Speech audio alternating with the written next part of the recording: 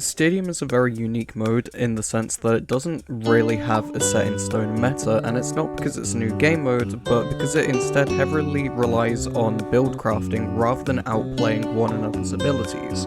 Sure, there's going to be instances where we get D.Va countering Reinhardt, because that's what happens in the normal game mode, but it's a hell of a lot easier to deal with because A, you just play around their strengths like you usually do, and B, you can buy perks that counteract their playstyle. When I say break Stadium in the title, I mean it. This build guarantees you'll practically never lose a team fight because of how strong you are regardless of survivability. So, what is the build? What specific perks should you be taking in order to break Stadium? Well, there aren't actually specific perks that you should take, as that's entirely up to you at the end of the day. But the focal point of this build is scaling weapon power and ability power, WP and AP for short. We want to output the most damage we can so that enemies basically fall over at their spawn. Some of you might have heard of the right-click Randy build for Cassidy, and that's basically just a build that abuses these weapon power perks with a few attack speed perks thrown in there to increase the overall TTK. Time to no word that I'm not sure if I'm actually allowed to say or not. Time to, game end. I'll game end him myself. The question isn't what perks should I take, but rather should I focus on building weapon power or ability power. Take D.Va for example. I like using her as an example, you'll come to find. Her primary fire is perfectly fine as it is, It's not the strongest, but it's good enough to the point where you'll be able to secure kills on the enemy team. You'd think that because of this, you should scale WP because it makes her primary fire stronger, but you'd be wrong.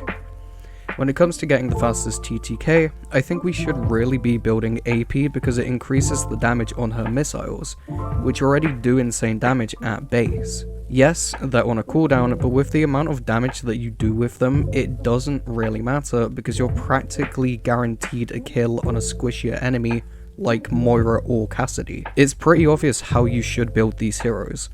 If you use abilities more than you use your actual weapon, like Moira orbs for example, then build AP because your damage output will be infinitely higher. On the contrary, if you're using your weapon to secure kills rather than relying on abilities, then build WP. If you guys came here for a specific build, then I'm sorry, but I don't really have you covered.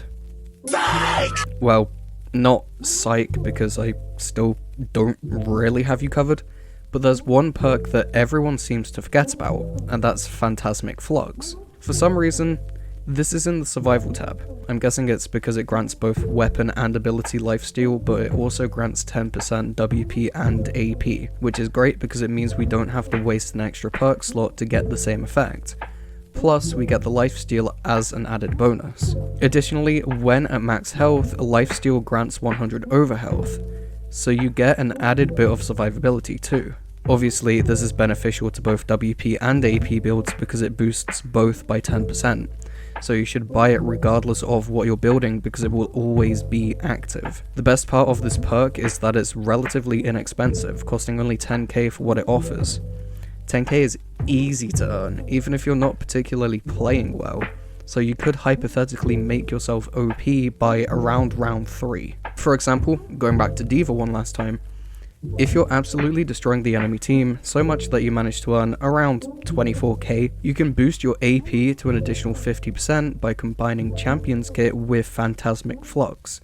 Plus, you get powers that further strengthen missiles like Overstocked, which gives you an extra charge of missiles, and Legendary Loadout, which converts your missiles into heavy, more impactful rockets. The possibility for breaking heroes is insane. Just look at the perks that offer the biggest boosts to WP and AP and you'll melt enemies like a hot knife through butter. But that just about does it for this video. So, in short, to quote-unquote break Stadium, you need to focus on building your weapon power and ability power according to your playstyle. If you're spamming abilities, build AP.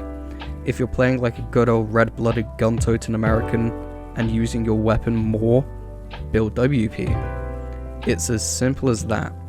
Survivability, don't need it, other than Phantasmic Flux. I'm still kind of confused why that's in survivability, but I guess it does a little bit of everything. Anyways, thanks for watching. Once again, I'm going to ask you to subscribe and leave a like on this video, as it lets me know that you've enjoyed it and you want to see more. Feel free to talk about your builds in the comments, because I love reading and interacting with what you guys come up with. It's how we grow this community, through discussion. Finally, have a nice day or night if you're watching this at night, and make sure you check out some of my other videos. Not only will I appreciate it, but you might too.